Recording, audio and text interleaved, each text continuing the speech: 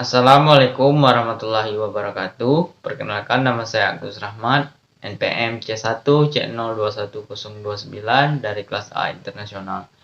Baik, di sini saya akan menjelaskan materi 4 dan 5 tentang sumber-sumber hukum ajaran Islam.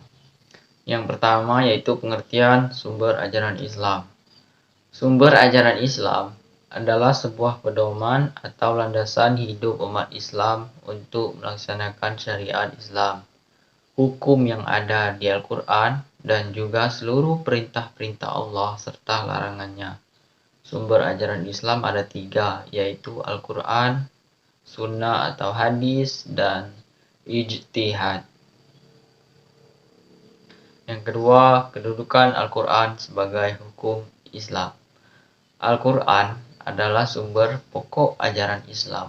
Sebagai sumber pokok ajaran Islam, Al-Quran berisi ajaran-ajaran yang lengkap dan sempurna, meliputi aspek kehidupan yang dibutuhkan oleh manusia, terutama umat Islam. Sebagai sumber hukum pokok ajaran Islam, Al-Quran telah memberikan tata aturan yang lengkap, ada yang bersifat global dan ada yang bersifat detail.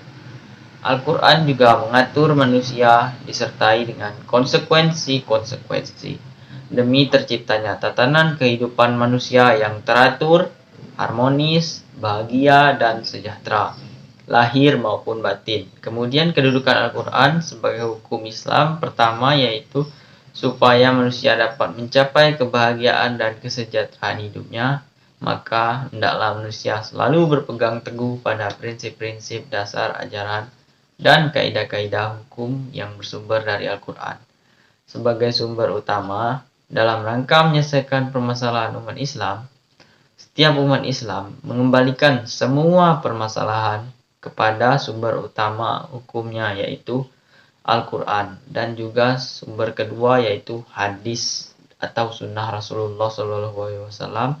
Dengan demikian tercapai kebahagiaan hidup di dunia sampai akhirat kelak.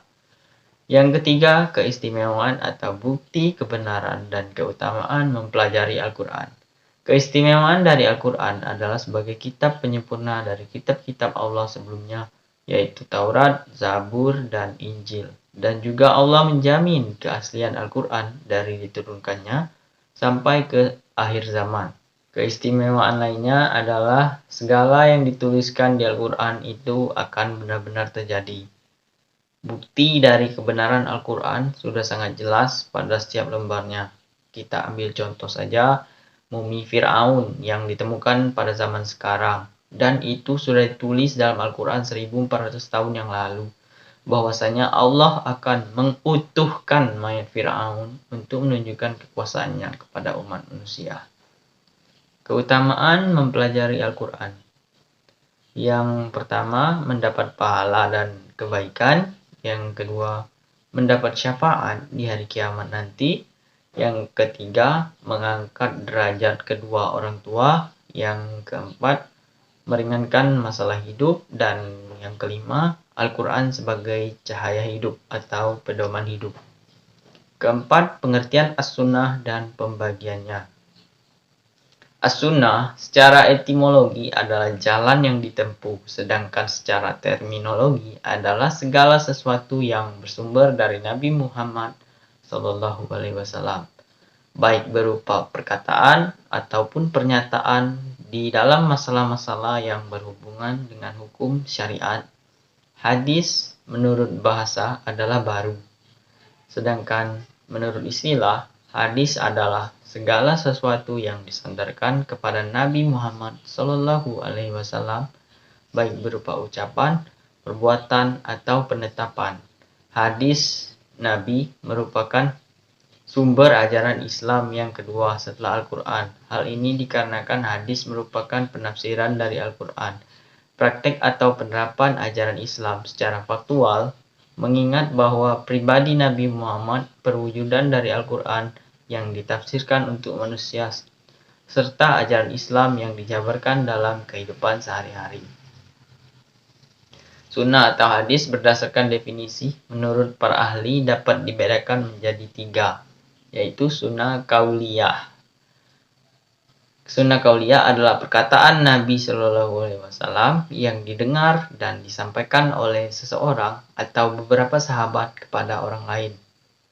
Yang kedua yaitu sunnah fi'iliyah, yaitu setiap perbuatan yang dilakukan oleh Nabi Muhammad yang diketahui dan disampaikan oleh para sahabat kepada orang lain, seperti cara salat 5 waktu dan cara berwudu yang dipraktikkan oleh beliau.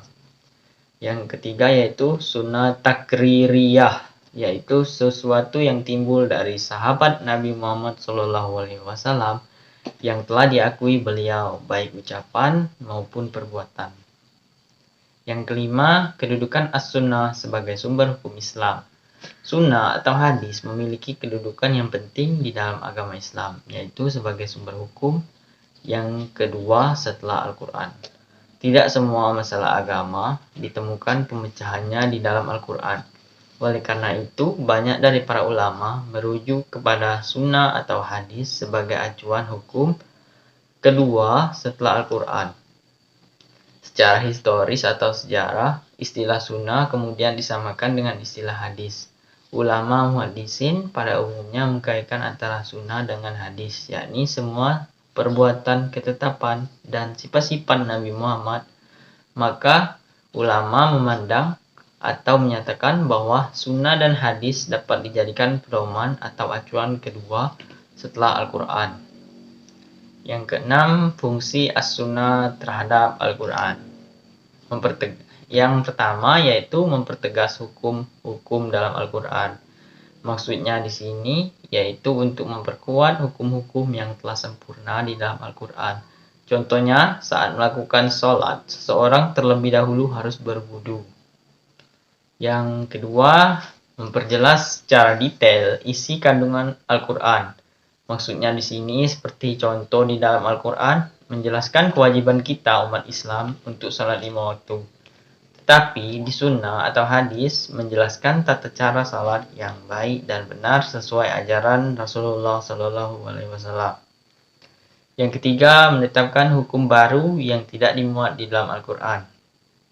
Maksudnya di sini adalah sunnah berperan untuk menetapkan hukum baru yang tidak dimuat di dalam Al-Quran. Seperti contohnya larangan pria memakai kain sutra dan cincin emas. Penetapan hukum ini harus benar-benar berdasarkan tuntunan Nabi Muhammad SAW. Yang ketujuh, pengertian ijtihad. Ijtihad adalah suatu kegiatan para ulama untuk memikirkan atau mengeksplorasi arti serta materi hukum yang terkandung di dalam Al-Quran dan Sunnah. Ijtihad juga diartikan sebagai kerja secara optimal atau profesional dan progresif untuk memberikan solusi hukum yang tepat dan benar agar nilai-nilai normatif yang terkandung dalam Al-Quran dan Sunnah mampu membimbing perilaku manusia sesuai dengan kondisi dan situasi. Yang terakhir, fungsi dan kedudukan ijtihad. Di dalam Al-Quran terdapat 6.236 ayat. Dari jumlah ayat tersebut terdapat lebih kurang 500 ayat yang merupakan teks dasar tanpa penjelasan lebih lanjut atau rinciannya. Karena itu, ayat tersebut perlu dijelaskan oleh orang-orang yang mengetahui Al-Quran dan hadis, yaitu sahabat Nabi dan para ulama. Penjelasan itu diberikan melalui ijtihad. Jadi ijtihad adalah sumber ajaran Islam yang menduduki tempat ketiga sesudah Al-Quran dan hadis. Fungsi ijtihad adalah untuk menetapkan hukum sesuatu yang tidak ditemukan dalil hukumnya secara pasti di dalam Al-Quran dan hadis. Sedangkan dalil-dalil dan hadis yang telah jelas di dalam Al-Quran dan hadis tidak perlu diijtihadkan lagi. Sekian penjelasan dari saya mengenai materi 4 dan 5 tentang sumber-sumber ajaran Islam. Terima kasih. Wabillahi taufik wal hidayah. Wassalamualaikum warahmatullahi wabarakatuh.